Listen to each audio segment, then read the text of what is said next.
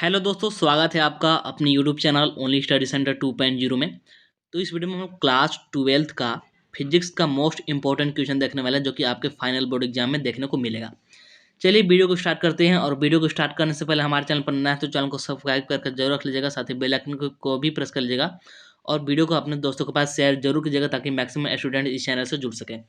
मैं आप लोग को बता दूं कि इससे पहले वाले वीडियो में मैंने क्वेश्चन नंबर 15 तक कंप्लीट करा दिया है। क्वेश्चन नंबर 15 तक कंप्लीट मैंने करा दिया है, ठीक है। तो यहाँ तक हम लोगों ने कंप्लीट कर लिया है। अभी तक आप लोगों ने उस वीडियो को नहीं देखा है तो उसका लिंक आप लोग को मैं डिस्क्रिप्शन में दे दूंगा, साथ ही उसका प्लेलिस्ट भी मैं आप लोग को डिस्क्रिप्शन में दे दूंगा। तो वहाँ से आप लोग उसे जाकर के जरूर देख लीजिएगा। मोस्ट इंपॉर्टेंट क्वेश्चन है, ये PYQ है और PYQ से हर साल क्वेश्चन सेम टू सेम आ जाते हैं बहुत सारे, ठीक है। तो आप लोग जरूर कर लीजिएगा, आप लोग का कॉन्सेप्ट भी क्लियर होता चलेगा। मैं एक एक कॉन्सेप्ट आप लोग यहाँ पर क्लियर करते चलता हूँ, साथ में पूरा बेस्ट एक्सप्लेनेशन कर देता हूँ, ठीक है। चलिए स्टार्ट करते हैं। हम लोग इसमें 60 नंबर से देखेंगे और पूरा कंप्लीट करेंगे 35 नंबर तक पूरा इसमें हम लोग कंप्लीट कर लेंगे, ठीक है। चलिए स्टार्ट करते हैं, देख लेते हैं यहाँ पर 60 नंबर वाला क्वेश्चन क्या है, देख लीजिए। If number of turns in primary and secondary coil is increased to two times each, the mutual inductance। Hindi में क्वेश्चन देख लीजिए। यदि प्राथमिक एवं द्वितीयक कुंडलियों में फेरों की संख्या प्रत्येक में 2 गुना बढ़ जाती है तो अन्योन्य प्रेरकत्व निकालना है हमको, ठीक है। इसको बोलते हैं म्यूचुअल इंडक्टेंस, ठीक है। तो ये हमको कैलकुलेट करना है। तो चलिए फिर इसको कैलकुलेट करते हैं। कैसे करेंगे इसको कैलकुलेट, इसके लिए फॉर्मूला होता है। मैं यहाँ पर सबसे पहले फार्मूला लिखता हूँ और इसके बाद इसको आप लोग का पूरा यहाँ पर करके बताता हूँ कि ये क्या आएगा, ठीक है। चलिए मैं यहाँ पर लिखता हूँ। इसका फॉर्मूला होता है, मैं यहाँ पर लिख देता हूँ, इसको पूरा क्लियर करते हैं। सबसे पहले इसका फॉर्मूला होता है एम इज इक्वल टू होता है म्यू नॉट N1 N2। आप लोग चाहे तो इस N1 N2 को कैपिटल में भी लिख सकते हैं, ठीक है। अपॉन 2, यहाँ पर आ जाएगा आप लोग का 2R1 इंटू पाई R2 का स्क्वायर, ठीक है। यहाँ पर थोड़ा सा मैं इसको फिर से लिखता हूँ। ये है आप लोग का पाई और ये है R2 का स्क्वायर। ये होता है फॉर्मूला। अब क्वेश्चंस में क्या बोला है कि primary and secondary coils is increase to 2 times, ठीक है। प्राइमरी और सेकेंडरी जो कॉइल्स है इसको इंक्रीज कर देते हैं 2 टाइम्स, यानी कि प्राथमिक एवं द्वितीय कुंडली में फेरों की संख्या क्या कर देते हैं, दुगुना कर देते हैं। ये होता है हमारा प्राइमरी, ये होता है सेकेंडरी, ठीक है। तो इसको दोगुना कर देते हैं। तो चलिए फिर दोगुना करके वैल्यू पुट करते हैं और देखते हैं यहाँ पर क्या आता है इसका रिजल्ट, ठीक है। तो M इज इक्वल टू आ जाएगा, इसको एम डैश नाम देते हैं, एम डैश। म्यू नॉट तो कांस्टेंट होता है, ये मैंने आप लोग को इसके पीछे वाले वीडियो में बताया था। और यहाँ पर कर देंगे 2N1, यहाँ हो जाएगा 2N2 और यहाँ पर साथ में 2R1, ठीक, और इंटू में पाई R2 का स्क्वायर, ये आप लोग का हो जाएगा, ठीक। तो 2 × 2 क्या आ जाएगा 4, ठीक, और बाकी सब वही रह जाएगा। अगर यहाँ से 2 × 2 करके 4 कॉमन ले लें तो यही चीज़ नहीं आ जाएगा हमारा, यही आ जाएगा, ठीक। आप लोग समझ पा रहे होंगे। तो ये कितना गुना हो जाएगा, 4 गुना हो जाएगा, 4 टाइम्स। तो 4 ज़्यादा आ रहा है, मतलब इसका क्या आ जाएगा कि बिकम्स 4 टाइम्स, यानी कि ऑप्शन नंबर 1 रट जाएगा, यानी कि 4 गुना हो जाता है, 4 गुना हो जाएगा आप लोग का। कैसे होगा मैंने आप लोग को प्रॉपर तरीके से करके बता दिया। आगे बढ़ते हैं। 70 नंबर वाला क्वेश्चन देखते हैं क्या दिया गया है यहाँ पर, देख लीजिए क्या है। ए 10 ohm resistor is connected to a 222 volt 50 hertz AC supply. The RMS value of current in the circuit is, क्या पूछ रहा है, RMS वैल्यू, ठीक है। तो इसको हम लोग कैलकुलेट करेंगे। ये भी आप लोग को इसका फॉर्मूला पता होगा, आप लोग पढ़े होंगे चैप्टर। तो यहाँ पर सबसे पहले मैं फॉर्मूला को लिखता हूँ और सबसे पहले लिखता हूँ कि गिवन क्या क्या है, यानी कि क्या क्या दे रखा है। उससे पहले मैं हिंदी में क्वेश्चन पढ़ता हूँ कि एक 100 ओम के प्रतिरोधक को 220 वोल्ट 50 हर्ट्ज की एक एसी सप्लाई से जोड़ा जाता है। परिपथ में धारा का वर्ग माध्य मूल मान क्या होगा, वर्ग माध्य मूल मान, इसको इंग्लिश में बोलते हैं RMS शॉर्ट में, ठीक है। तो सबसे पहले गिवन क्या क्या है यहाँ पर हम लोग लिख लेते हैं गिवन, ठीक है। हमको गिवन क्या क्या है, आर दे रखा है, यानी कि रजिस्टर दे रखा है, प्रतिरोधक दे रखा है, ठीक, क्या है, यह हमको दे रखा है 100 ओम, 100। इसको मैं यहाँ पर इरेज करता हूँ। ये हमको क्या गिवन है, ये हमको गिवन है 100 ओम, ठीक है। तो यहाँ पर ये आ गया हमारा 100 ओम, ठीक। और साथ में हमको VRMS गिवन है, VRMS गिवन है जो कि कितना है 222 वोल्ट। क्वेश्चन आप लोग पढ़ सकते हैं, VRMS हमको गिवन है। तो निकालना क्या है, हमको IRMS निकालना है, IRMS हमको कैलकुलेट करना है, ये हमको निकालना है, ठीक। तो कैसे निकालेंगे, तो बहुत ही ईजी है, मैं आप लोग को करके यहाँ पर बताता हूँ, ठीक है। इसको इरेज करता हूँ मैं, यहाँ पर इसको इरेज करते हैं और इसके बाद इसको हम लोग सोल्व करते हैं, ठीक। तो यहाँ पर कैसे करेंगे, आप लोग जानते हैं V इज इक्वल टू क्या होता है, V इज इक्वल टू होता है IR, ओम्स लॉ से, ठीक। तो हमको क्या निकालना है, I निकालना है, तो I इज इक्वल टू क्या आ जाएगा, I इज इक्वल टू आ जाएगा, और एक्चुअली ये क्या होगा, ये हो जाएगा IRMS is equal to VRMS upon में R, ये आ जाएगा। VRMS भी गिवन है, R भी गिवन है, ठीक। तो यहाँ पर पुट करते हैं वैल्यू को और इसको निकाल लेते हैं, तो चलिए फिर पुट करते हैं, तो क्या आ जाएगा, IRMS is equal to IRMS is equal to आप लोग का VRMS का मान रखते हैं जो कि क्या था 222 अपॉन R का मान रखते हैं, R का मान कितना था 100, 1 से एक जीरो कैंसिल, और इसको जब डिवाइड लगाएं तो ये आ जाएगा 2.2, और ये आप लोग का क्या आ जाएगा, चूंकि यहाँ पर करंट है तो एम्पियर में आ जाएगा, एम्पियर 2.2 एम्पियर। देख लीजिए option number third, option number यहाँ पर आप लोग का क्या जाएगा, थर्ड राइट हो जाएगा, ऑप्शन नंबर थर्ड, ठीक है। क्लियर हो गया होगा, आगे बढ़ते हैं, आगे देख लीजिए 18 नंबर वाला क्वेश्चन क्या है, 18 नंबर वाला क्वेश्चन क्या है, देख लीजिए कि in series LCR circuit the phase angle between supply voltage and current is, श्रेणी LCR परिपथ में सप्लाई वोल्टेज एवं धारा के मध्य काला कोण होता है, तो मध्य काला कोण कितना होता है बताना है। इसको हम लोग डिनोट किससे करते हैं, इसको हम लोग डिनोट करते हैं tan फाइव से, tan फाइव से। तो ये आप लोग का चैप्टर नंबर किससे है, चैप्टर नंबर ये आप लोग का 6 से, आई थिंक 6 या 7 यही है। तो ये आप लोग का डायरेक्ट फॉर्मूला, तो ये क्या होता है आप लोग का, ये होता है XL माइनस XC अपॉन में R होता है, ठीक। ये होता है आप लोग का डायरेक्टली फॉर्मूला, आप लोग इसको याद रखिएगा, ठीक है। तो यहाँ पर देख लीजिए कौन सा ऑप्शन राइट जाएगा, यहाँ पर आप लोग का देखते हैं, यहाँ पर ऑप्शन नंबर आप लोग का ए राइट जाएगा, ऑप्शन नंबर 1, ठीक। आगे बढ़ते हैं 19 नंबर वाला क्वेश्चन देख लीजिए, 19 नंबर वाला क्वेश्चन क्या है देख सकते हैं कि which of the flowing electromagnetic waves has the greatest frequency, निम्न में से किस विद्युत चुंबकीय तरंग की आवृत्ति महत्तम होती है, तो ये आप लोग का होता है गामा किरण, यानी कि gamma rays, option number 4 correct, option number 4 correct हो जाएगा। आगे बढ़ते हैं, तो 20 नंबर वाला क्वेश्चन देख लीजिए, 20 नंबर वाला क्वेश्चन क्या है कि यहाँ पर ब्लैंक है, is used for photography in fog, कोहरे में फोटोग्राफी के लिए प्रयुक्त होता है, तो किसका हम लोग प्रयोग करते हैं, कोहरा आप लोग जानते हो जो विंटर में यानी कि ठंडी में अभी के समय में जो आप लोग कोहरा देखते हो ना, व्हाइट व्हाइट टाइप का जो होता है, तो उसमें हम लोग फोटोग्राफी के लिए क्या यूज़ करते हैं, तो उसमें हम लोग यूज़ करते हैं इंफ्रारेड का, यानी कि ऑप्शन नंबर सेकंड करेक्ट हो जाएगा, इसको हिंदी में बोलते हैं अवरक्त।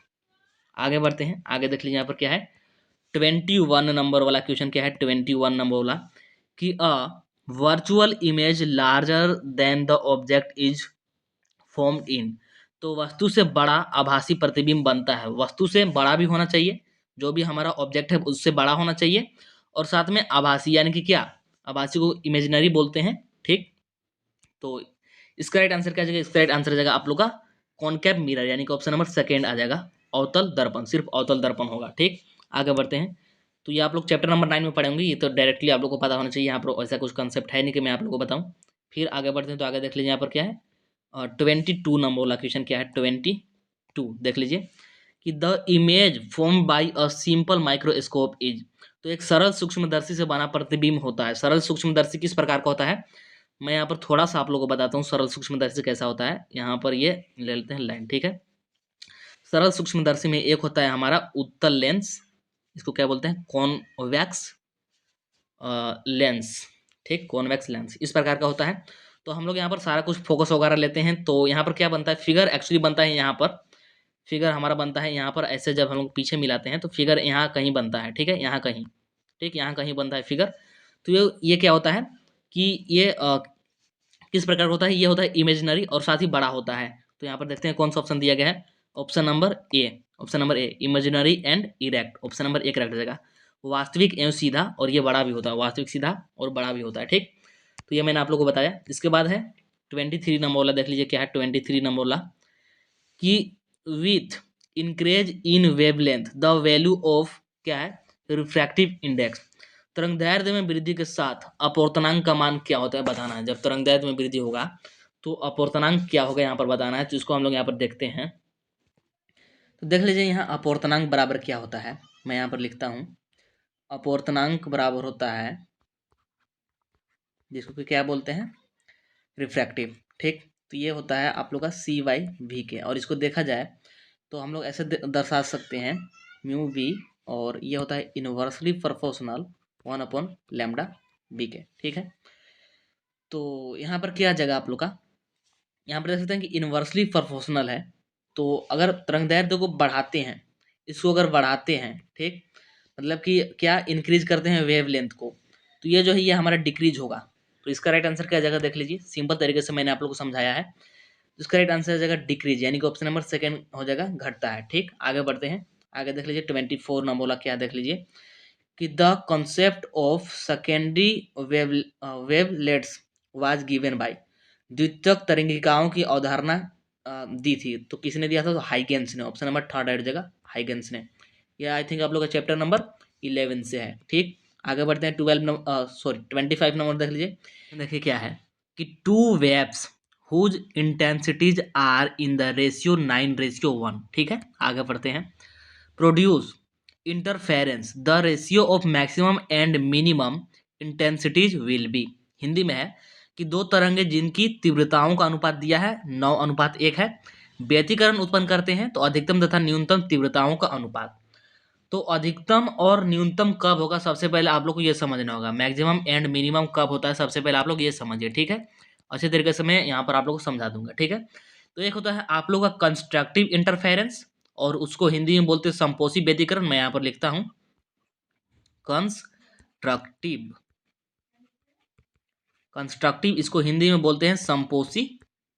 ठीक, आगे व्यतिकरण होगा यानी कि इंटरफेरेंस, मैं उसको नहीं लिख रहा हूँ। ठीक, ये होता है। एक और होता है आप लोग का डिस्ट्रक्टिव, डेस्ट्रक्टिव यानी कि इसको बोलते हैं विनाशी। क्या बोलते हैं, विनाशी। डिस्ट्रक्टिव इंटरफेरेंस यानी कि विनाशी व्यतिकरण। तो इसमें क्या होता है यहाँ पर समझने का प्रयास कीजिएगा। जैसे मैं यहाँ पर दो एग्जाम्पल ले रहा हूँ, मतलब कि दो वेव यहाँ पर दिखा रहा हूँ आप लोग को। मान लीजिए ये कोई ये है और सेम टू सेम ऐसा ही होगा, तो इसमें क्या होता है, दोनों ऐड हो जाते हैं। यहाँ पर ये दोनों मिलकर के बढ़ जाएंगे, ये दोनों मिलकर के बढ़ जाएंगे। ठीक, तो इसमें ऐड हो जाता है। तो अगर इसमें रिजल्टेंट हम लोग देखें, रिजल्टेंट को अगर आर से डिनोट करें तो यहाँ पर आर किसके बराबर आ जाएगा, A1, इसको मान लेते हैं A1 और इसको मान लेते हैं A2, तो A1 प्लस A2 के बराबर आएगा। ठीक है, और डिस्ट्रक्टिव में क्या होता है, यानी कि विनाशी में मान लीजिए हमारे पास कोई एक वेव है, तो इसमें क्या होता है कि इसका जस्ट उल्टा होगा और ये एक दूसरे को कैंसिल कर देंगे। तो इसमें रिजल्टेंट लिखना चाहे तो ये होता है A1 माइनस A2। ठीक, ये होता है रिजल्टेंट। ठीक, तो अब यहाँ पर हम लोग इसमें निकालते हैं कि मैक्सिमम और मिनिमम कब होगा, और मतलब कि उसका रेशियो कितना आएगा, यहाँ पर निकालते हैं। ठीक है, तो हमको सबसे पहले तो रेशियो दे रखा है इंटेंसिटीज का, जो कि है I1/I2 इज इक्वल टू 9/1, 9:1 हमको दे रखा है। ठीक, और जो ये होता है इंटेंसिटीज, ये क्या होता है, आयाम के समानुपाती होता है, यानी कि इनवर्सली प्रोपोर्शनल होता है इसके स्क्वायर के। ठीक, आयाम के स्क्वायर के। ठीक, तो इसको हम लोग क्या लिख सकते हैं, इसको इस प्रकार से लिख सकते हैं कि I1/I2 is equal to I1/I2। Inversely proportional है तो ऐसे लिख सकते हैं I1 A1 के बराबर, I2 A2 के बराबर, इस प्रकार से लिख सकते हैं।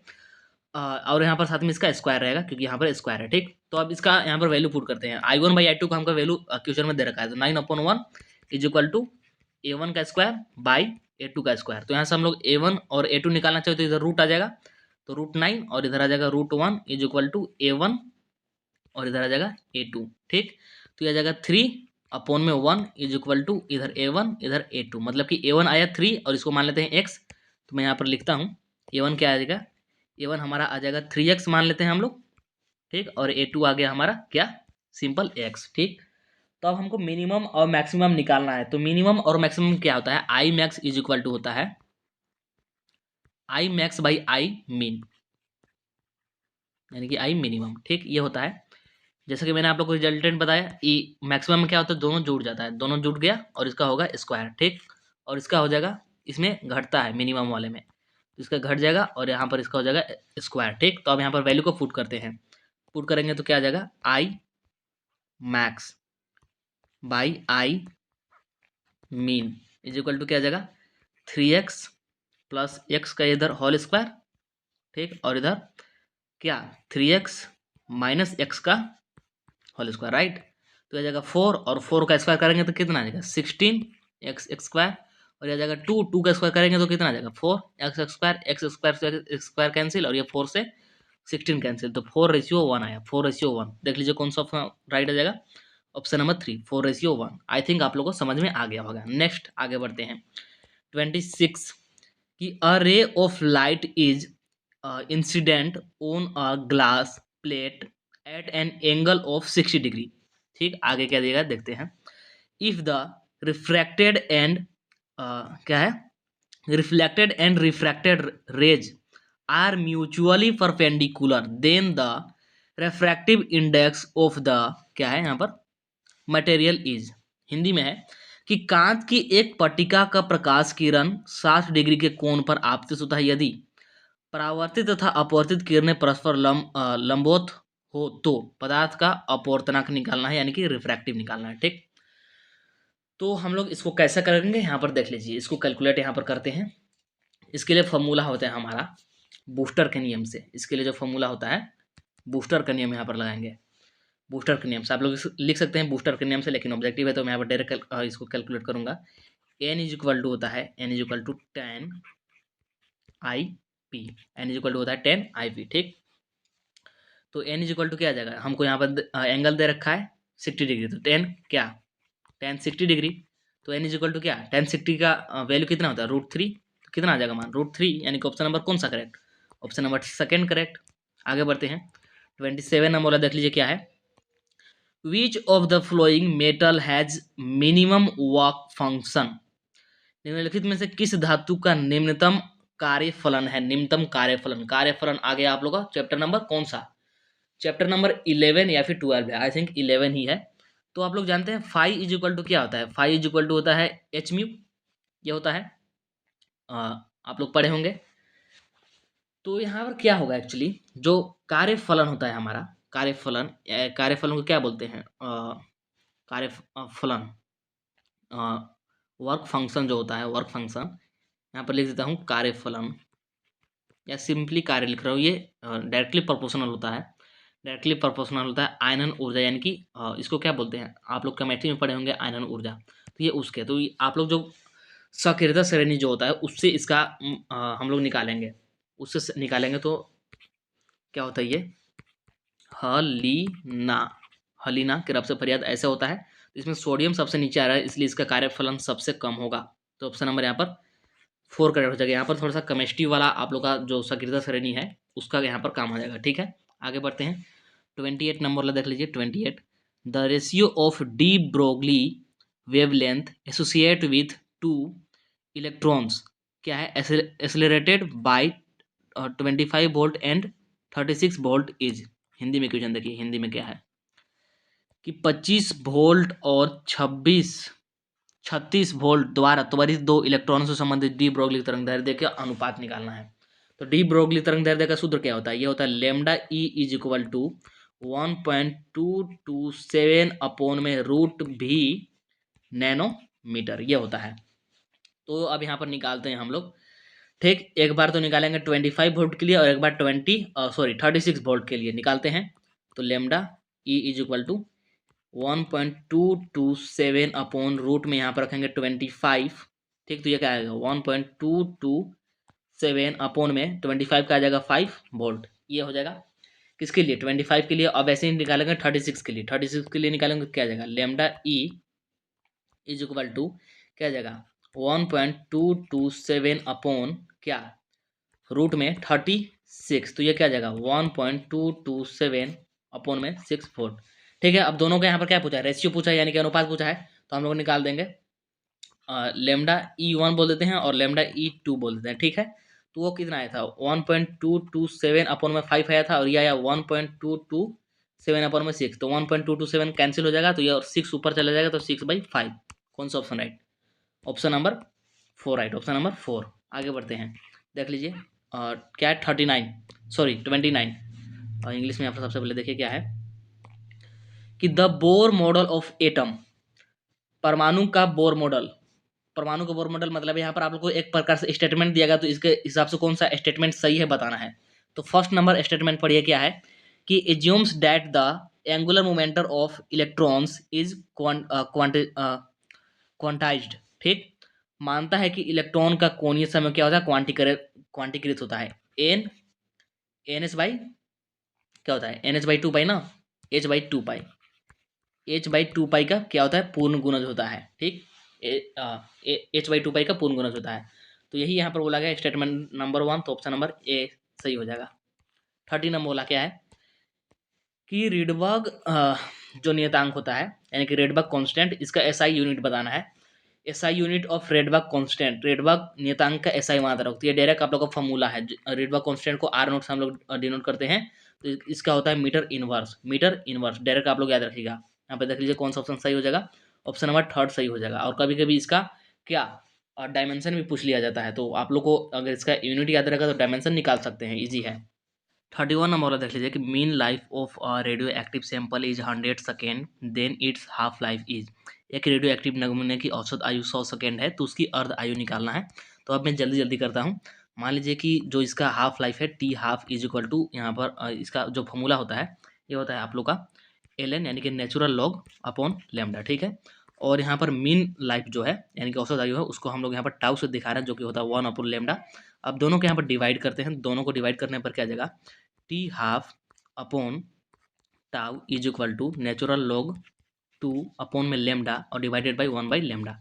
लेमडा से लेमडा कैंसिल हो जाएगा और टाउ उधर चल जाएगा, तो टी हाफ यानी कि half life is equal to क्या आ जाएगा, नेचुरल लॉग 2 इंटू में टाउ। तो अब यहाँ पर वैल्यू पुट करते हैं, तो T half is equal to आ जाएगा हमारा, T half is equal to natural log 2 का मान होता है 0.693 और टाउ का वैल्यू दे रखा है 100 सेकंड। तो 100 से मल्टीप्लाई कर देंगे तो कितना आ जाएगा 69.3 सेकंड। तो कौन सा ऑप्शन राइट जाएगा, ऑप्शन नंबर यहाँ पर आप लोग का 3rd राइट जाएगा, ऑप्शन नंबर 3rd। इसके बाद आगे बढ़ते हैं, तो आगे देख लीजिए 32 नंबर वाला क्वेश्चन क्या है कि इन यहाँ पर दिया गया है आर ए, आई थिंक ये रेडियम है। ठीक, तो 88 टू 26 न्यूक्लियस देयर आर। तो इस नाभिक में क्या है मतलब पूछा गया है। ठीक, तो ये यहाँ पर जो होता है, यहाँ पर मैं लिखता हूँ आर ए है 88 और 26, ये होता है हमारा नंबर ऑफ क्या, नंबर ऑफ प्रोटॉन, और इसी को बोलते हैं क्या, परमाणु क्रमांक भी बोलते हैं, यानी कि एटॉमिक नंबर भी बोलते हैं। और यही हमारा प्रोटॉन के बराबर भी होता है। और ये होता है हमारा ए यानी कि एटॉमिक मास। तो ए माइनस जेड करेंगे तो हमारा न्यूट्रॉन निकल जाएगा। तो 266 माइनस 88 करेंगे तो कितना आ जाएगा 16 माइनस 8 यानी कि 8, और यहाँ पर बचेगा कितना, यहाँ पर आप लोग का बचेगा यहाँ पर आप लोग का हो गया कितना 21, तो उसमें से 8 जाएगा तो कितना बच जाएगा 21 में से 8 आप लोग माइनस कीजिए, तो यहाँ पर आप लोग का कितना आ जाएगा 21 और 8 तो 12, यहाँ पर 13 आ जाएगा, तो 138 आ जाएगा। ठीक है, तो 138 यहाँ पर क्या है, न्यूट्रॉन्स है। 138 तो क्या है, न्यूट्रॉन्स है। तो 138 न्यूट्रॉन्स कहाँ पर, ऑप्शन नंबर बी देखिए, option number B, 138 neutron and 88 proton. तो ऑप्शन नंबर बी राइट जाएगा। मैंने आप लोगों को बता दिया, जेड जो होता है यही होता है हमारा प्रोटॉन की संख्या। ठीक है, आगे बढ़ते हैं, तो देख लीजिए फिर 33 नंबर वाला क्वेश्चन क्या है कि जेनर डायोड कार्य करता है। तो ये आप लोग का जो जेनर डायोड है ये फंक्शंस इन, तो ये आप लोग का रिवर्स बाइस्ड कंडीशन में कार्य करता है। ऑप्शन नंबर सेकंड हो जाएगा। ये आप लोग का चैप्टर नंबर 14 से है, चैप्टर 14 से डायरेक्ट ये आप लोग का कॉन्सेप्ट है, डायरेक्ट कॉन्सेप्ट। यहाँ पर कोई भी फॉर्मूला वगैरह नहीं लगेगा, ये पक्ष बायस की स्थिति में कार्य करता है। ठीक, आगे बढ़ते हैं, फिर यहाँ पर देख लीजिए 34 नंबर वाला कि ताप बढ़ाने के साथ अर्धचालक का प्रतिरोध क्या होता है। ये भी डायरेक्ट कॉन्सेप्ट है। अर्धचालक का प्रतिरोध क्या होता है, ताप बढ़ाने पर घटता जाता है। तो ऑप्शन नंबर यहाँ पर सेकंड करेक्ट जाएगा, क्यों, क्योंकि उसकी चालकता बढ़ती जाती है। फिर है कि यहाँ पर इंग्लिश में है कि as temperature increases the resistance of a semiconductor, तो क्या होता है, डिक्रीज होता है, डिक्रीज यानी कि घटता है। N type semiconductor is formed when dopant atom is. तो एन टाइप कब होता है, एन का मतलब होता है नेगेटिव, एन का क्या मतलब होता है नेगेटिव। नेगेटिव कब होगा, जब इलेक्ट्रॉन की संख्या ज़्यादा होगा। इलेक्ट्रॉन की संख्या किस में ज़्यादा होता है, ये होता है आप लोग का पेंटावैलेंट में, यानी कि ऑप्शन नंबर 4 हो जाएगा राइट, ऑप्शन नंबर 4। ये भी चैप्टर नंबर 4 से डायरेक्ट कॉन्सेप्ट है। तो यहाँ पर आप लोग का 35 नंबर जितने भी क्वेश्चन है कंप्लीट हो गया। ठीक है, आई थिंक वीडियो पसंद आएगा, वीडियो पसंद आएगा तो लाइक जरूर कर दिएगा, चैनल को सब्सक्राइब करके जरूर रख लीजिएगा। चल मिलता है नेक्स्ट वीडियो में।